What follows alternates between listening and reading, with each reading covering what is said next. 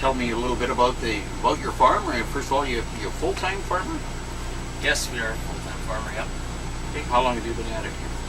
I started in 1996, right out of school. That's about it. Okay. How much land are you farming? We got 33 quarters of land that we seed, and it's pretty wet. That's a good chunk of land, eh? Yeah, it's alright.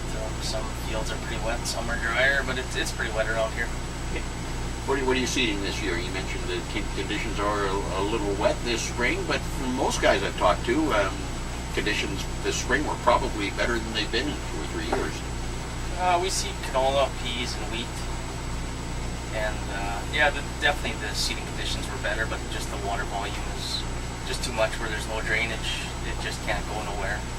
And some fields are pretty high and some fields are lower, but on an average, like some fields you're only getting like 90 acres seeded, and some you're getting, up where you're getting 130 again, which average you're getting 140 or so. Yeah. So you've pretty much finished your seeding now, have you, Tyson? Yeah, seeding's done, finished, and just in crop spraying right now. Okay. And how much more do you have to do with that?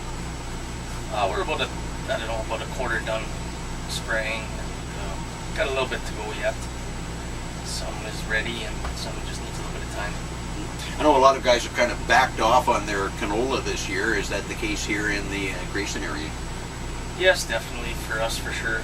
Canola rotation is just getting too tight, and costs a lot to put canola in the ground. I'm just looking for cheaper ways out, I guess. Okay. Now, how did you get hooked up with this fella?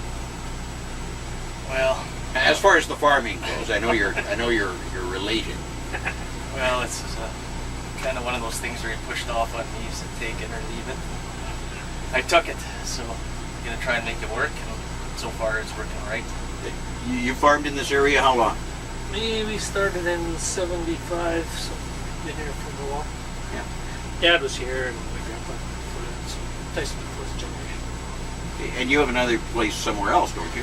Yeah, we live up at Pilot Butte. We just kind of commute back from there. We're boat in spring and fall. It's working all right so far. Yeah. So you've had a pretty good year with your seeding this year, and you have to be pretty optimistic about crop prospects. Yeah, the last few years weren't that great, or the last couple was, because it's so wet here. But this year, I think maybe there is a little more optimism, and hopefully it will be. It takes a lot to put stuff in, and you hope there's something left at the end of the day. So it does. I think there's a little more optimism this year, and let's hope we're right. Canola, wheat, and peas. How did you decide on that crop rotation, or on those crop choices? They're probably a good old hearty thing to try and do, and you try a few other things, and whatever. We just made our mind up. We're going to do these three for this year, and wheat's come up, the last couple of years here, so the returns on it are a little better. And peas is a good, it's good for the soil, and prices are